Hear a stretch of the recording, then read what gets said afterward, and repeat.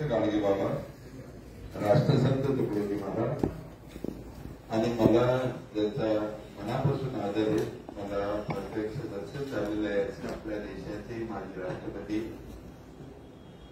कैलासवासी अब्दुल कलाम साहेब यांना वंदन करून आज या हिंगोली नगरीमध्ये या पाणी परिषदेच्या निमित्तानं आम्हाला इथं बोलवलं, आदर सत्कार केला, त्याबद्दल जिल्हाधिकारी कार्यालयाचे व भूगोल संस्थेचे मी मनापासून आभार मानतो. या कार्यक्रमाला पाणीवाले बाबा म्हणजे जिल्हाधिकारी साहेब, नाईकराव साहेब, जिल्हाधिकारी कार्यालयाचे सर्व त्यांचे सहकारी टीम, आपण सगळे जण पाण्यासाठी जे काही काम चालू आहे, आता मी 5 आल्यापासून ऐकत होतो जे काही विषय आहे, तुम्हाला बऱ्याच जणांना माहित असेल की नसेल, माझं काही शिक्षण झालं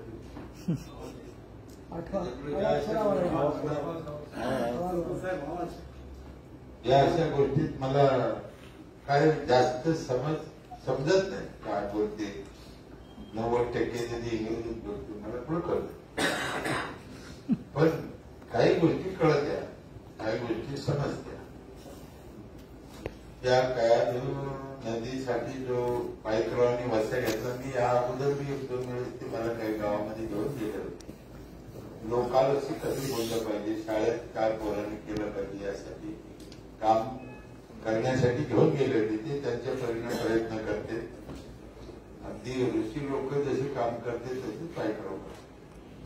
माझी तुम्हाला एक विनंती आहे की जसं आपल्याकडे एक म्हण आहे बघा, तुम्हाला सगळ्यांना माहित आहे, थेंबे थेंबे तळे साचे. कुणाला विचारा तुम्ही भारतात हीच म्हण, हेच माहिती, थेंबे थेंबे तळे साचे. पण मला ही म्हण का माहिती, मला वेगळे दिसते. थेंबे थेंबे तळे साचे हे जर खरे तर थेंबे थेंबे तळे आटे हे बी खरे. म्हणून जास्त साचण्यावर जेवढं आपण लक्ष द्यायचं, तेवढं आटलं नाही पाहिजे याच्यावर लक्ष दिलं पाहिजे असं माझं मत आहे.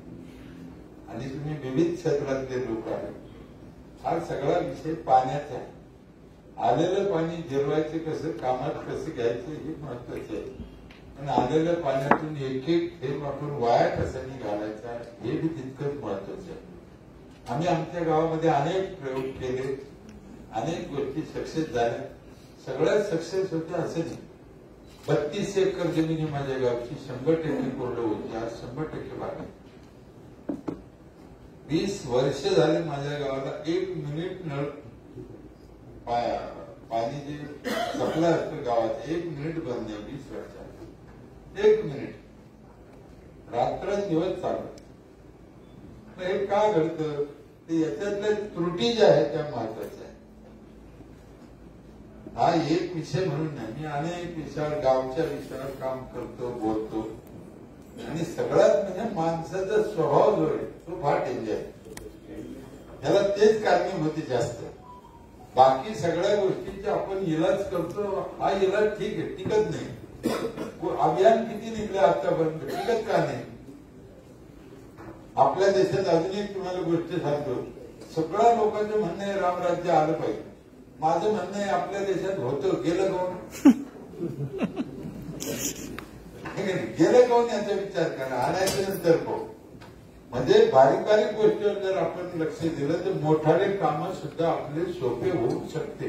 असे कितीतरी गोष्टी गावात सोचखड्डे शासनाने काढलेले आहे सगळे, आपण किती राबवतो किंवा लोक किती अधिकारी त्याच्याकडनं समजवतो, पण 100% सक्सेस होत नाही. कोणत्याही गावात सोचखड्डेच नाही. किती पाणी वायाला जातं आपण जर विचार केला तर 90%. 90%.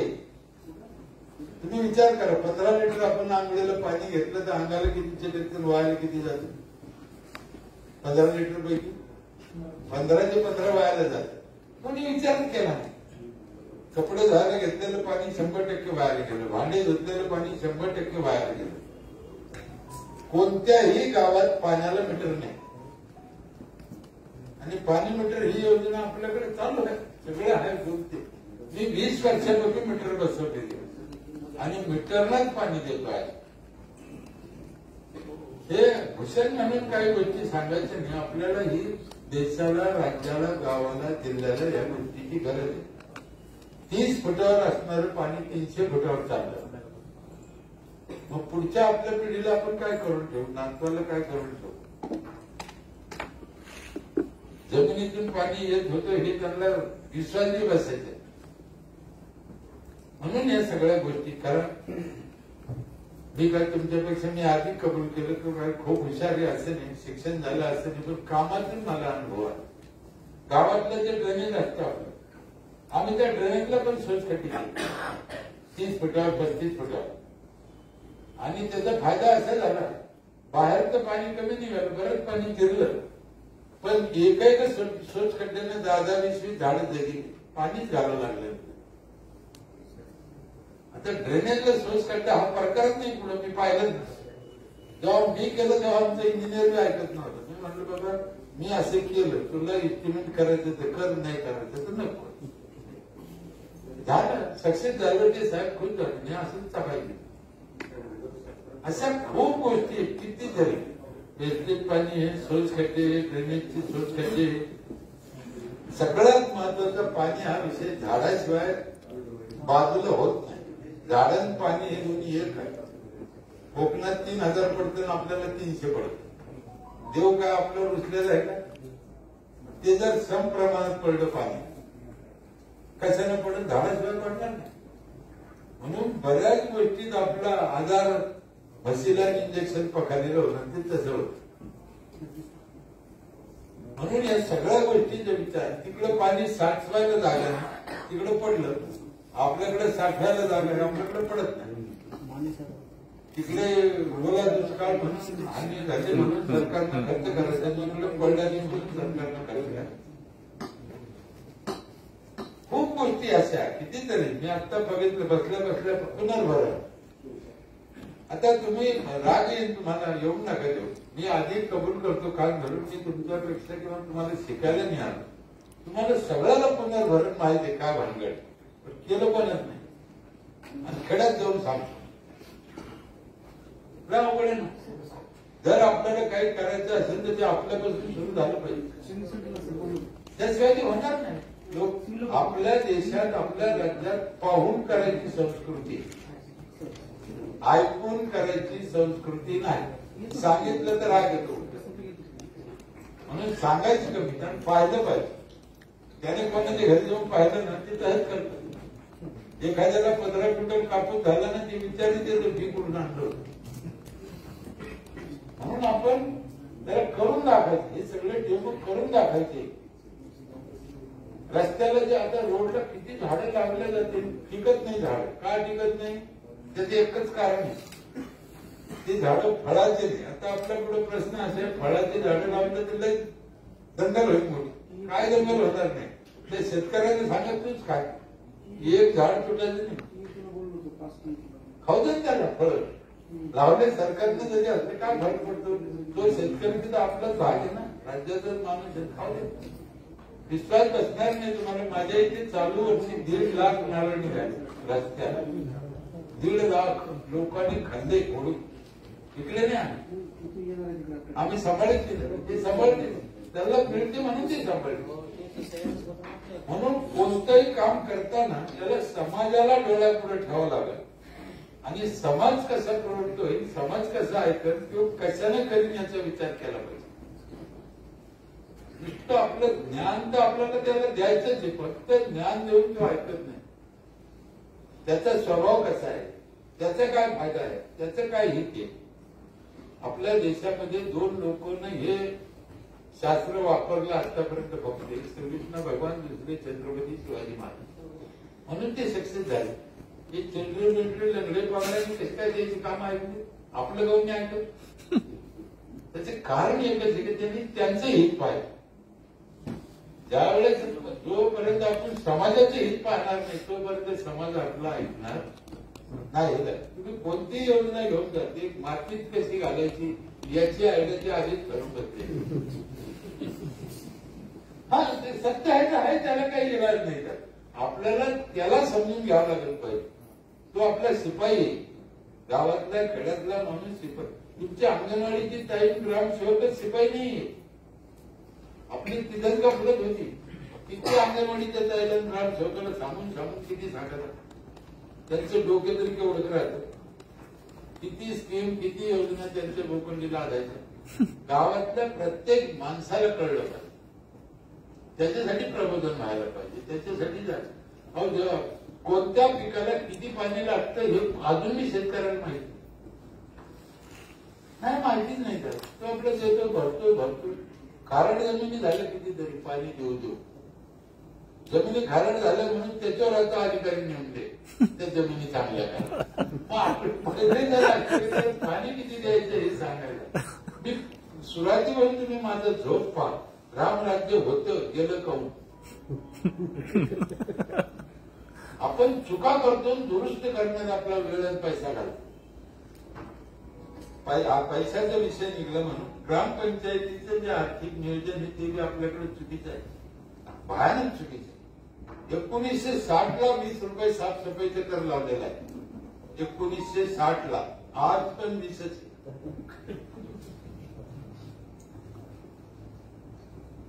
कधी आंदोलन नाही, कोणी काही म्हणलं नाही, त्याच्यावर चर्चा नाही. माझ्याकडे एकूण 2015ला 500 रुपये लावलेला आहे.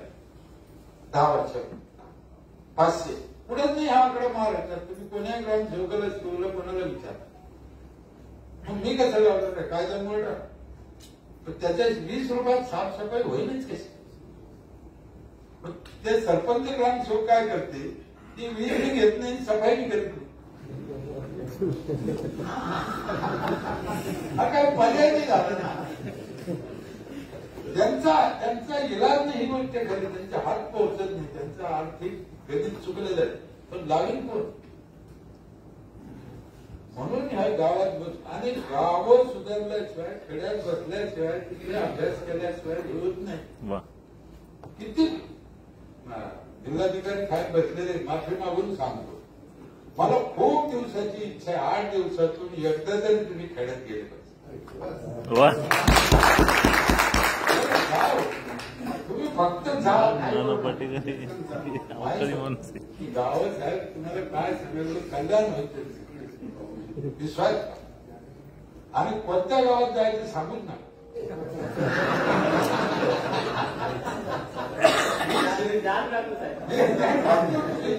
कोणत्या गावात जाईल बाबा असं पाहिजे.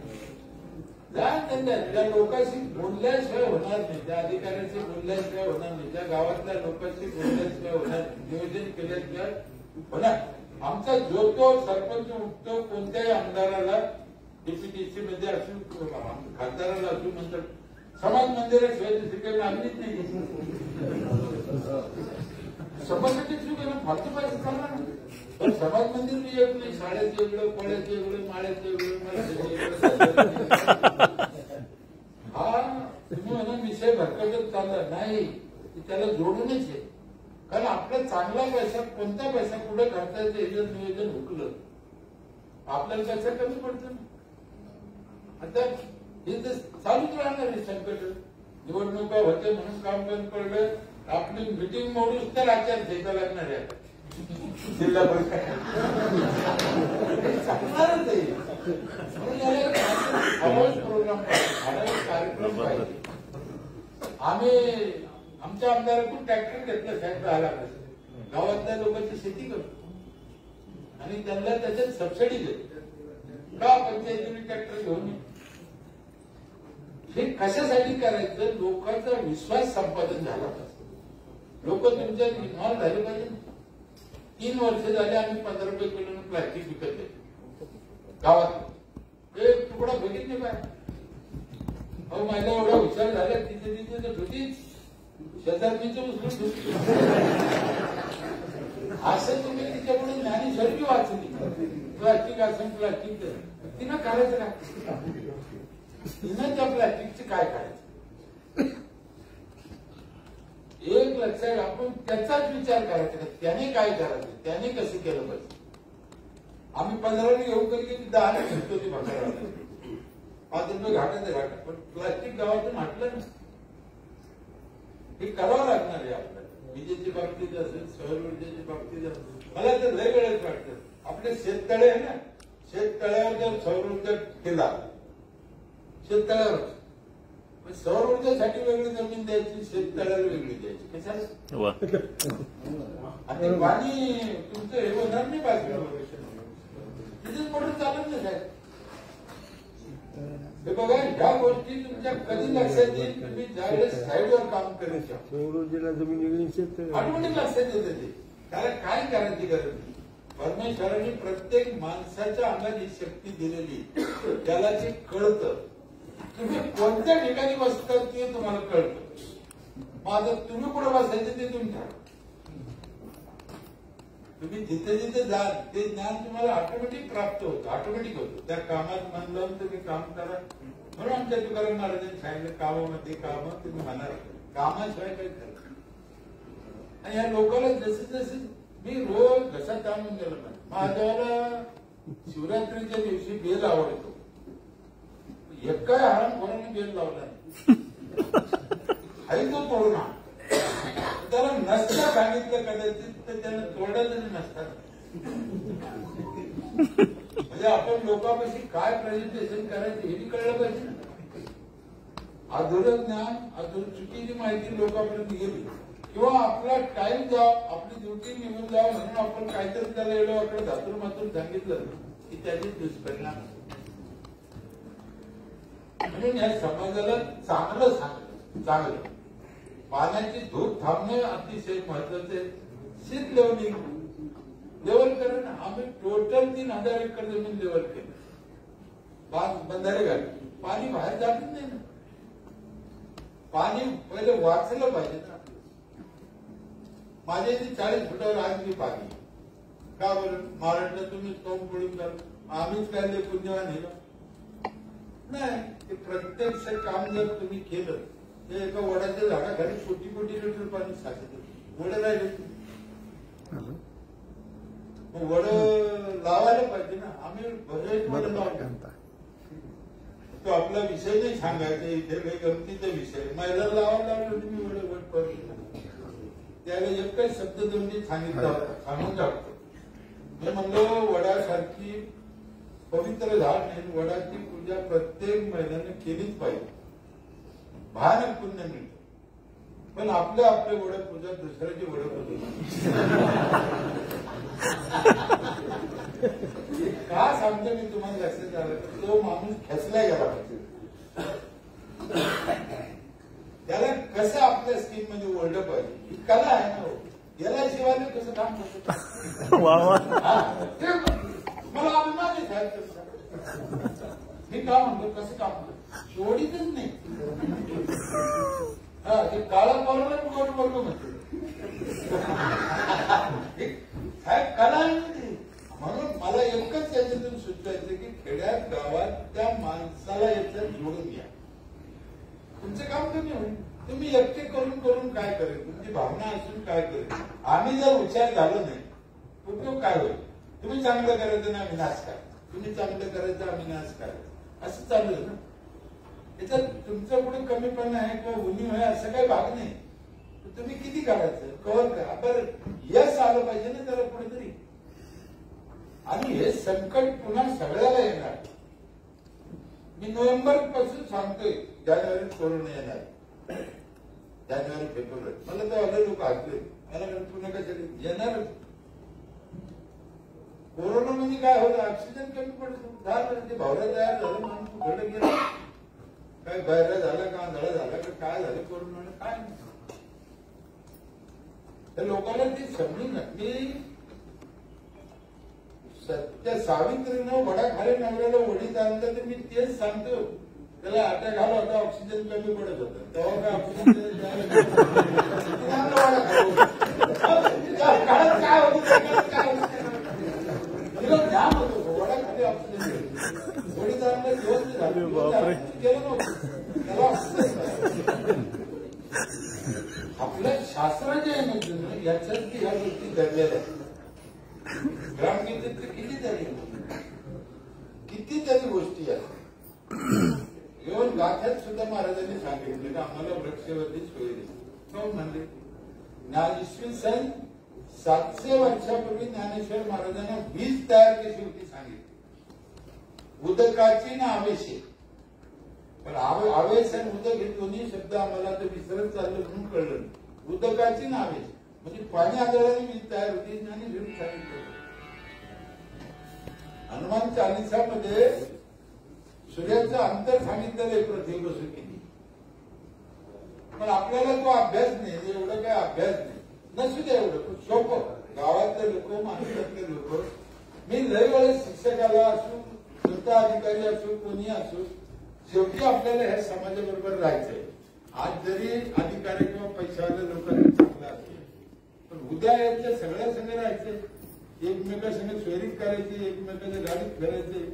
समाज सुधारला नाही तर आपल्या एकट्याचा बंगला चांगला होऊन काही उपयोग नाही. मी परवा दिवशी बोललो नाही तर हसीना धरकी बारी यायची. आपलं पंतप्रधान हटलेच पाहिजे पडून जाणार. आपल्या सारख्याचं काय नाही. जर आपल्या आजूबाजूला सगळे झोपडपट्टी झाले तर आपण राहू शकतो का?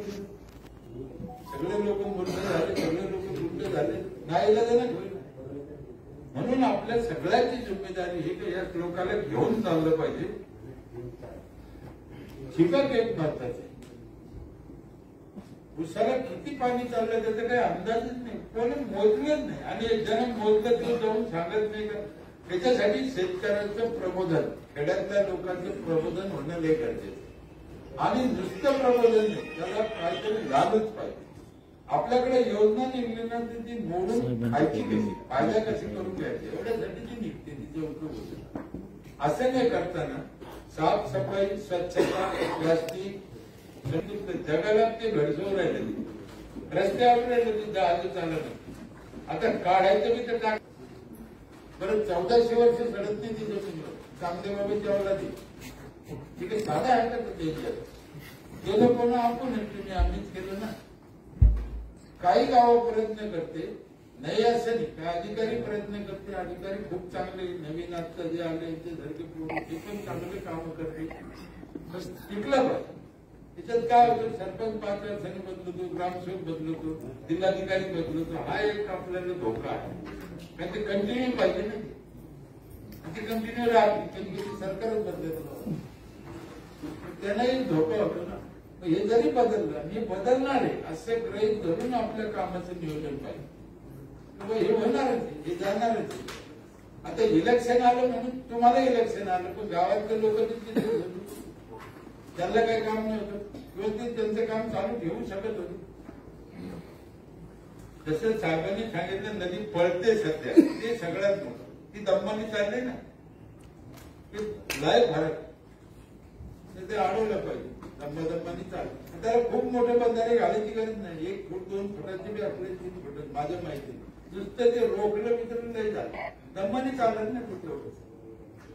अशा खूप गोष्टी त्यामध्ये झाडं, पाणी, स्वच्छता. स्वच्छता खूप महत्वाची. अजून पुढे माझ्या गावात 27 ठिकाणी बेसिन लावल्या रस्त्याला आणि 24 तास पाणी येतं. आणि प्रत्येक बेसिनवर लिहिलं इथं धुका. जनरली आपण काय करतो, काय बोर्ड लिहितो इथं धुकू नका. पण इथं धुकू नका मग त्याला पुढे धोका. आणि एक अभ्यास करा. एक इथं धुकू नका हा जो शब्द आहे याचा अर्थ तुम्हाला माहिती येणारा धोकाच आहे. आणि त्या बेसिन खाली पण झाडं जगली आमची 4-4-5. ते पाणी तिथे चिरलं ना. म्हणून मला इथं बोलवलं, माझा आदर सत्कार केला. कायाबद्दल मी खूप वेळेस ऐकलं. मी स्वतः बी गेलो, 2-3 वेळेस गेलो.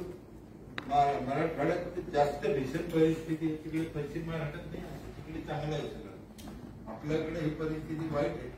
तुम्ही आम्ही मिळून सगळेजण थोडं काम केलं.